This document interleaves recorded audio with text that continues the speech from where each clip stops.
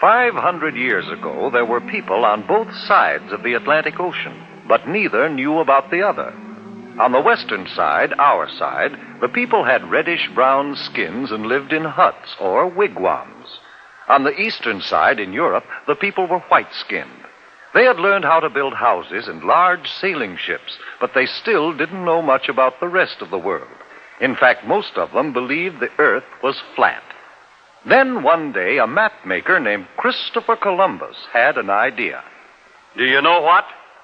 I think the world isn't flat at all. I think it's round like a ball. Did you hear what he said? Did you hear what he said? He said that the world is round. Oh, he's crazy, man. I think the world isn't flat at all. I think it's round like a ball. The world's as flat as the brim of your hat, and that is very plain. I know that I'm right, oh, I know that I'm right when I say that the world is round. Oh, I'm right, oh, I'm right. My thinking is sound and I'll prove the world's round. It won't take very long. But it did take long, 7 long years, before Columbus could convince a king or a queen to let him try out his idea.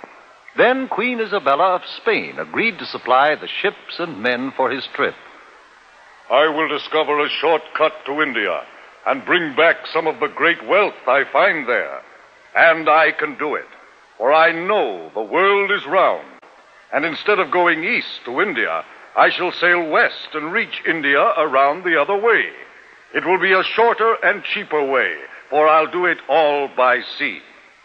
Queen Isabella provided Columbus with 3 ships, the Nina, the Pinta, and the Santa Maria. And on August 3rd, 1492, they set sail across the unknown Atlantic. High on the foaming tide, over the ocean, onward our ships will ride, onward, my sailors. The ships sailed onward, but 2 long months after they started, there was still no sign of land ahead. Turn back, Columbus! Turn back, Columbus! We'll not turn back until we find India. Onward, men! By October 10th, the sailors and the crew were ready to take matters into their own hands. If Columbus won't do as we ask, we'll put him in chains. And we'll turn the ships around ourselves. Wait! Have you heard? One of our men has just seen a branch in the ocean. What of it? It had fresh berries on it. That means we're near land. Hooray!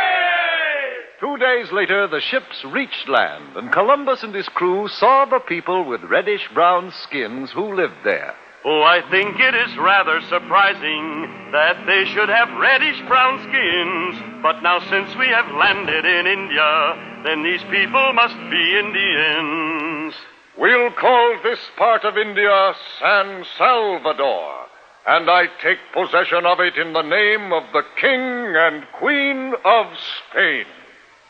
The people Columbus called Indians were very friendly, and they gave Columbus and his men many gifts, but not the rich jewels and gold for which they had come. For Columbus really wasn't in India at all. He was on one of the islands off the coast of America.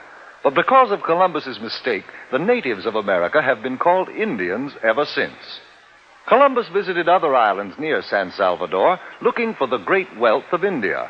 And then he and some of his men returned to Spain. Hooray! Hooray for Admiral Christopher Columbus!